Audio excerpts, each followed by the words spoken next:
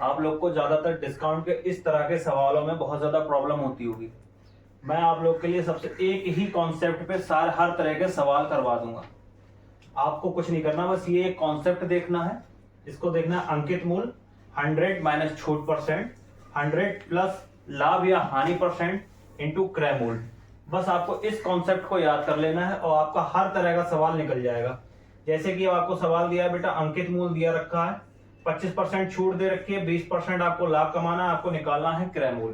क्रय मूल के लिए आपको कुछ नहीं करना है, इस फार्मूले का यूज कर देना है। अंकित मूल रख देना 800, छूट परसेंट है 25% तो 75 बचा, 20% लाभ कमाना है 120 और आपको सीपी निकालना है। 0 से 0 कट गया, 4 से कटा 3 बार, 4 से कटा 20 बार, 3 से ये कट गया 25 बार। अब आपका सीपी आता है 500। इसी तरह से अगर आपको अंकित मूल पूछे कभी तो आपको सीपी दिया होगा अंकित मूल की जगह पे, तो आपको अंकित मूल निकाल देना है। अगर आपसे डिस्काउंट पूछे तो आपको ये सब तीन चीजें दे रखी होंगी तो आपको डिस्काउंट निकाल देना है। लाभ या हानि पूछेगा तो आपको क्रय मूल दे रखा होगा, छूट परसेंट दे रखी होगी और आपको अंकित मूल दे रखा होगा, तो आप उसका लाभ या हानि परसेंट निकाल सकते हैं। इसी तरह का दूसरा सवाल आप इसी तरह से, अब आपके लिए ये क्रय मूल दे रखा है 640 रुपए और आपसे अंकित मूल पूछ ले तो आपको कुछ भी नहीं करना है, इसी फॉर्मूले पर रख देना है। अंकित मूल आपको वैसे ही रख देना है। छूट आपकी छूट कितना है 20%, तो 80% बचा। लाभ आपको 125% हो गया और सीपी आपको दे रखा है 640 रुपए। अब आपको यहां से एमपी, ये 0 से 0 कैंसिल, 8 एकम 8, 8 8 64 और इनकी मल्टीप्लाई कर दी, 125 अट्ठे 1000। इसी तरह से आपके इस डिस्काउंट वाले जितने भी सवाल हैं सब बड़ी आसानी से हो जाएंगे। आपको ज्यादा याद करने की भी जरूरत नहीं पड़ेगी। बस इतना याद रखिएगा कि छूट हमेशा अंकित मूल पर दी जाती है और लाभ हमेशा क्रय मूल पर होता है। लाभ या हानि जो भी होगी वो क्रय मूल पर होगी और छूट जो होती है वो अंकित मूल पर दी जाती है। इसी तरह से आपके लिए दूसरा सवाल लेके आए हैं। अंकित मूल 120 रुपए है और आपको क्रय मूल निकालना है। आपको 10% बट्टा दिया है और 8% लाभ कमाना है। अंकित मूल आपको दे रखा है 120, छूट दे रखी है 10%, लाभ है 8% का, आपको क्रय मूल निकालना है। 12 नेमा 108, 12 दशापन 120, 9 से ये 9 कट गया और सीपी कितना आ गया 100। अब आपको प्रतिशत से अंकित मूल निकालने का सबसे इजी तरीका बताएंगे कि परसेंटेज से अंकित मूल कैसे निकाला जाए। कोई फार्मूला नहीं होगा, कोई किसी तरह का कोई सूत्र नहीं होगा, कुछ भी याद करने की जरूरत नहीं है। बस आपको यहाँ पे देखना है कि अंकित मूल पर 20% छूट देकर 24 रुपए में बेची गई कोई वस्तु है, वस्तु का अंकित मूल ज्ञात कीजिए। आपको बस यहाँ से परसेंटेज देखनी है। परसेंटेज है आपकी 20%। 20% की वैल्यू होती है 1/5। ये 5 जो है वो बेटा आपका एमपी है, ये 1 जो है ये आपका डिस्काउंट है।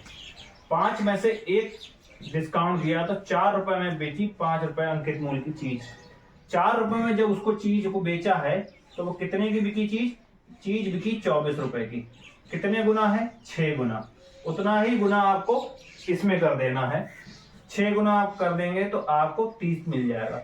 वो चीज कितने की थी? 30 रुपए अंकित मूल की चीज थी जिसे 24 रुपए में बेचा 20% छूट देके। और इसी तरह दूसरा सवाल आपको इसी में का, कोई वस्तु अंकित मूल पर 2.5% बट्टा देकर 39 रुपए में बेची गई, वस्तु का अंकित मूल्य ज्ञात कीजिए। आपको यहाँ से परसेंटेज उठा लेनी। 2.5% को हम इस तरह से लिख सकते हैं 2.5%। 2.5% को अगर हम कैलकुलेट करेंगे तो इसका आ जाएगा 25/1000। इसको क्रॉस कट कर लेंगे, कितना आ गया? 1/40। 1/40 ये आपकी छूट हो गई, ये आपकी एमपी हो गई। 40 रुपए की चीज अंकित मूल था, उस पर 1 रुपए की छूट दी गई। चीज कितने में बेची? 39 रुपए में। अंकित मूल 40 का, कितने रुपए में बेची गई? 39 रुपए में बेची गई चीज और अंकित मूल क्या था? 40 रुपए। अब एक नया सवाल आता है। इस तरह के सवालों में ज़्यादातर जो बच्चे हैं एग्ज़ाम में गलती कर देते हैं और बहुत ही आसान सवाल है ये। एक दुकानदार 6 खिलौने खरीदने पर 2 खिलौने मुफ्त में देता है। बताइए ग्राहक को कितने प्रतिशत छूट प्राप्त होती है। आपको बस ये चीज़ देखनी है कि दुकानदार ने खिलौने दिए कितने। 8 खिलौने दिए हैं, 8 खिलौने दिए, 8 खिलौने पे 2 खिलौने उसने मुफ्त में दिए हैं। उसके पास से, दुकानदार के पास से खिलौने कितने गए? 8 खिलौने, 6 और 2, और 2 उसने मुफ्त में दिए हैं, यानी कि उसकी बिक्री हुई है 8 खिलौने की इंटू 100, 1/4 25 कितने परसेंट का? 25%। अब आते हैं समतुल्य बट्टा पे। समतुल्य बट्टा वो बट्टा होता है जैसे कि 2 छूट दी हो, दोनों छूट मिलकर एकल छूट कितनी बनेगी। ये 2 छूट मिलकर एक छूट कितनी बनेगी, इसी को समतुल्य बट्टा कहते हैं। यहाँ पे 2 की जगह 3 छूट भी होती हैं, जैसे कि 3 छूट आपको दे दिया, 10%, 20% और 30% की 3 छूट दी है, वो एकल छूट कितनी बनेगी, यहाँ पे उसे ही समतुल्य बट्टा कहते हैं। इसको सॉल्व करने के लिए सबसे आसान तरीका बताएंगे। इसे सॉल्व करने के लिए सबसे इजी तरीका है, ये तो आप आसानी से सॉल्व कर देंगे क्योंकि ये सीधी सीधी वैल्यू दे रखी है। आप सक्सेसिव मेथड लगा देंगे, x + y - x × y upon 100। ये आपका क्या होता है? ये होता है सक्सेसिव मेथड। Successive method. लेकिन अगर यहीं पे वैल्यू आपको दी हो 11 सही 1/9%, 12 सही 1/2%, तो क्या आप सक्सेसिव मेथड से इसे कर सकते हैं? नहीं कर पाएंगे। उसके लिए मैं आपको एक नया तरीका बताता हूं। जैसे कि मैंने बोला 10% उसकी वैल्यू है, छूट है, और 20% उसकी छूट है। आप 2 मान लीजिए, इस एक को न्यू मान लीजिए और एक को ओल्ड मान लीजिए, ठीक है। अब आपको वैल्यू पता है 10% की वैल्यू होती है 1/10। इसको लिख सकते हैं हम 9/10, क्योंकि एक हमें छूट दी गई है और ये हमारी अंकित मूल होता है। तो ये क्या है? 10 और नया कितना हो गया? 9। 20% की वैल्यू होती है 5 और उतना कितना? 4, ठीक है। अब आप देख लीजिए, जो कटे आपस में उसे काट लीजिए। जैसे ये 2 कट गया, ये कट गया 5, 9 दूनी 18, 5 25। इनका आप डिफरेंस ले लें। डिफरेंस आएगा आपका 7, 25 को उसके नीचे भाग कर दें, गुणा 100, 25 चौक 100 और 7 चौक 28। तो ये एकल छूट कितनी बन गई? 28%। कितनी हो गई? 28%। इसी तरह से, जिस तरह से ये किया है, इसी तरह से आप इसे भी सॉल्व कर सकते हैं। ये सवाल जो है इसको आप सॉल्व करके देखिए, ठीक है। 11 सही 1/9%। 11 सही 1/9% क्या होता है? 1/9 होता है। पहले हम 9 लिखेंगे, फिर 8 लिख देंगे। 12 सही 1/2% होता है 1/8। 1/8 इसकी वैल्यू होती है। 8 लिखेंगे, 7 लिख देंगे। 8 से 8 कट गया, 7 बचा, 9 बचा। यहाँ पे डिफरेंस कितना बचा? 2 बटे में 9 गुणा 100। अब बेटा आपको पता होगा आप लोगों को कि 1/9 की वैल्यू होती है 11 सही 1/9%। 1/9 की वैल्यू होती है 11 सही 1/9%। यहाँ पे क्या है? दोगुनी है, तो आप इसकी गुणा दुगनी कर दीजिए। 22 सही 2/9% इसका सही आंसर हो जाएगा। अब अगर 2 की जगह 3 छूट दे रखी हो, मान लीजिए 11 सही 1/9% छूट दे रखी है, एक आपको दे रखी 12 सही 1/2% और एक आपको दे रखी है 14 सही 2/7%। तो इसको भी उसी तरह से करेंगे जैसे अभी किया, न्यू और ओल्ड मान लिया। 11 सही 1/9, 9 और 8 होती है। 12.5% को 1/8 लिखते हैं, इसको हम लिखेंगे 8 और यहाँ पे 7 आ गया। 14 सही 2/7% की वैल्यू होती है 1/7, 7 और ये 6 आ गया। जो कट रहा है उसे काट लो। 3 तिया 9, 3 दूनी 6, ये आ गया 2 और ये आ गया 3।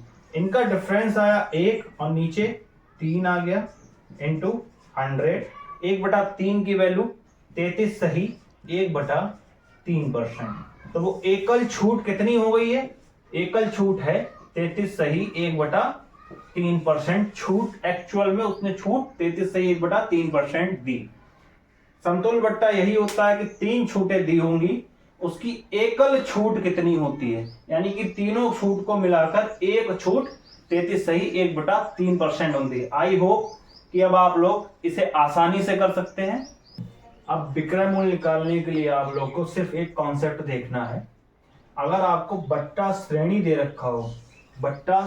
रखा हो, समतुल्य बट्टा ना दिया हो और आपको बट्टा श्रेणी दिया हो, जैसे एक पुस्तक का अंकित मूल्य 100 रुपए है, 20% 40% के बट्टा श्रेणी पर उसका विक्रय मूल्य ज्ञात करना है। आपको बस यही तरीका करना है। 100 कितने परसेंट छूट दे रखी? 20% की एक छूट दे रखी है और 40% की एक दूसरी छूट दे रखी है। ये आपका विक्रय मूल्य ज्ञात हो जाएगा। इसे काटा 4 बार, ये काटा 5 बार, ये काटा 3 बार, इसे काटा 5 बार। अब ये 25 के कट गया बेटा 4 बार। ठीक है, 4 चौक 16, 16 तिया 48, 48 आपका विक्रय मूल्य हो जाएगा। कितने रुपए हो जाएगा? 48 रुपए आपका विक्रय मूल्य हो जाएगा। बड़ा ही आसान है। अगर आपको समतुल्य बट्टा ना देके बट्टा श्रेणी के रूप में दिया हो, तो आप कुछ नहीं करना है। 100 इंटू जितनी छूट दे रखी हो उसको 100 में से माइनस करके बटे में 100 कर देंगे। इसी तरह का दूसरा सवाल आपके लिए। एक अलमारी का अंकित मूल्य 1500 रुपए है। 20%, 25%, 10% के बट्टा श्रेणी पर उसका विक्रय मूल्य ज्ञात कीजिए। अब आपको 3 छूट दे रखी है, 3 बट्टा श्रेणी दे रखी है अंकित मूल्य पर। तो आप सबसे पहले यही करेंगे। आपको पता है कि छूट हमेशा अंकित मूल्य पर होती है। अंकित मूल्य लिख लेंगे, 1500 दे रखा है। छूट आपको हमेशा 100 में से घटानी होती है, तो 100 माइनस 20 करेंगे तो 80% आएगा। यहां पे 25% की छूट है तो 75% आएगा, और 10% छूट दे रखी है तो आपका 90/100 आएगा। जो कट रहा है उसे काट लीजिए। 0 से ये 0 कट गया। 25 का कटा 3 बार, 25 से कटा 4 बार, ये कटा 20 से 4 बार, ये कटा 5 बार, 4 से ये 4 कट गया, 5 से इसे काट लें, 5 तिया 15। अब आपका बचा है 30, और यहां से बचा 3, यहां से बचा 9, 9 तिया 27 तिया 81, और ये एक 0। कितने रुपए हो गए आपके? 810 रुपए। उसका विक्रय मूल्य क्या था? 810 रुपए उसका विक्रय मूल्य था। आप बस इतना ही याद रखिए। सीधा सीधा कॉन्सेप्ट है कि अंकित मूल्य पर ही छूट दी जाती है। अंकित मूल्य लिखा और उसके जैसे भी क्रम वाइज दी गई है छूट, वैसे आपको क्रम वाइज रखनी है। ठीक है। इस तरह के सवाल में बच्चे अक्सर गलती करते हैं क्योंकि इसमें वो सक्सेसिव मेथड लगा देते हैं, जबकि इसमें सक्सेसिव मेथड कामयाब नहीं है। उसका लगाने का एक सही फार्मूला है। सक्सेसिव मेथड भी लगता है लेकिन उसे सही ढंग से लगाया जाए। आपसे कह रहा है एक वस्तु का अंकित मूल्य उसके क्रय मूल्य से 20% बढ़ाकर रखा गया है। यदि उसे 25% की छूट पर बेचा जाए तो कितने % लाभ या हानि होगा। मूल्य क्या किया गया? आपको बढ़ाकर रखा गया, तो आप सक्सेसिव मेथड ना लगाएं। आप एक चीज जान लें कि x plus y plus x into y upon 100, इस फार्मूले को आप याद कर लें। ये आपको कहीं भी माइनस नहीं करना है, कहीं भी कुछ नहीं करना है, आपको सीधा सीधा रखना है। बस आपको याद रखना यहाँ पे है कि अगर 20% बढ़ाकर रखा गया तो इसका मतलब वो प्लस में है, 25% छूट दे रखी है तो इसका मतलब ये चीज माइनस में है। अपने आप सवाल से ही समझ जाएंगे आप लोग। 20% बढ़ाकर रखा गया तो x की वैल्यू हो गई 20, 25% की आपको छूट दी गई है तो ये आपका माइनस का 25, प्लस x की वैल्यू आपकी 20 है, y आपकी माइनस की 25 है, बटे में 100। ये माइनस यहां इसको प्लस को माइनस में बना देगा। 20 माइनस 25, इसको लेके आया माइनस इधर आ गया, 20 गुणा 25 बटे 100। अब आप इसको काट लें। 25 एकम 25 चक्कू 100, 4 से कटा 5 बार। 25 माइनस का 25 और माइनस का 5, माइनस का 30, माइनस का 10। माइनस का 10% का मतलब होता है कि उसको हानि हुई है।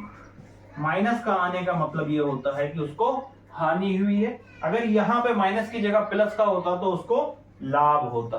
ठीक है। और इसी तरह से आपके लिए दूसरा सवाल इसी में का है। एक साइकिल का अंकित मूल्य उसके क्रय मूल्य से 30% बढ़ाकर रखा गया। कितने परसेंट? 30% बढ़ाया, यानी कि 30 जो है वो प्लस में है। और यदि उसे 20% की छूट, 20% छूट का मतलब माइनस का 20, ये आप फिर प्लस करेंगे। इसको आपने फिर x 30 है, ये माइनस का 20 है, इंटू अपॉन 100। ये माइनस इसको माइनस कर देगा, यहीं पे कट कर लें। 3 से इसकी गुणा करी, 3 दूनी 6, यानी कि माइनस का 20। ये माइनस इस प्लस को माइनस कर देगा तो माइनस का 6 आ जाएगा। 30 माइनस 26 बराबर 4%। क्योंकि ये प्लस में आया है, माइनस में नहीं है, तो क्या हुआ? लाभ होगा। वीडियो अच्छी लगी हो तो वीडियो को लाइक करें, चैनल को सब्सक्राइब करें।